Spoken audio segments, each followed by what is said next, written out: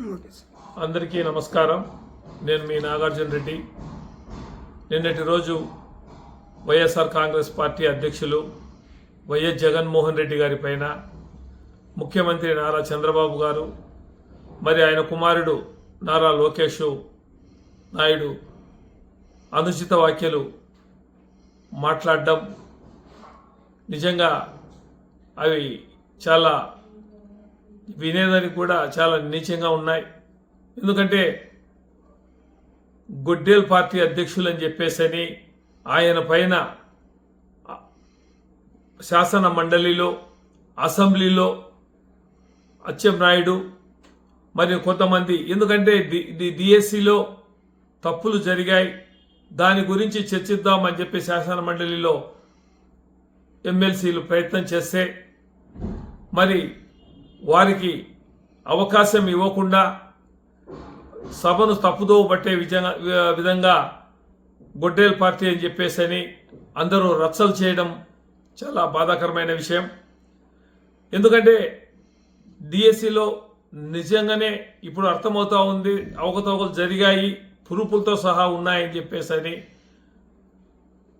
Gold medallist సంబంధించి ఒక అబ్బాయి రంగప్ప అనే అబ్బాయి కూడా సీఎం గారికి మరి అదేవిధంగా విద్యామంత్రి కూడా సవాల్ చేశారు, నేను ప్రూఫ్ చేస్తాను, అవినీతి దీంట్లో అక్రమాలు జరిగాయని చెప్పేసని, అవినీతి అక్రమాలు జరిగాయని చెప్పేసని మరి సొంత చిన్నాయన్ను వివేకానంద రెడ్డి గారిని ఆయన చంపించారని చెప్పి చెప్పడం నిజంగా చాలా సిగ్గుచేటు.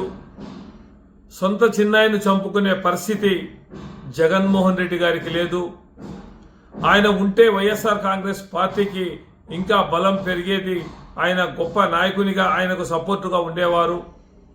మరి మీరు ముఖ్యమంత్రిగా ఉన్నప్పుడే ఆయనపై ఆయన హత్య చేయడం జరిగింది. మరి మీరు అధికారంలో ఉన్నప్పుడు దోషులు ఎవరైంది అనేది మీరు ఆ రోజు మీరు నిజంగా తెలిసేవాళ్ళు.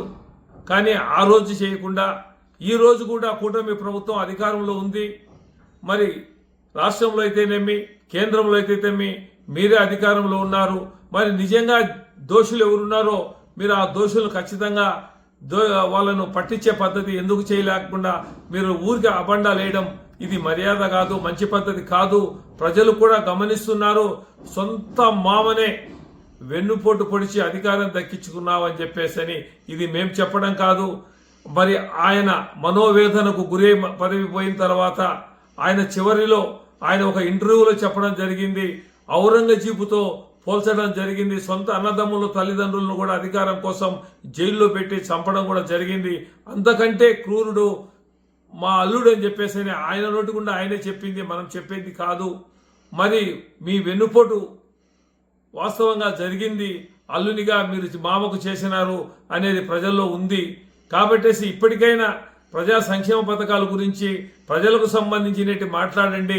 మీరు చేసిన తప్పులను కప్పిపుచ్చుకునే దానికోసం ఎంతకైనా దిగజారుతారని చెప్పేసని నిన్నటి శాసన మండలిలో జరిగిన విషయాలపై నిజంగా తెలుస్తూ ఉంది. మీ ఎల్లో మీడియా, ఎల్లో పత్రికలు వాస్తవాలను వక్రీకరించి రాసినా కూడా ప్రజలు నమ్మే పరిస్థితుల్లో లేరని చెప్పేసని నేను మాజీ ప్రభుత్వ సలహాదారు నాగార్జున రెడ్డిగా తెలియజేస్తూ సెలవు తీసుకుంటున్నాను. నమస్తే.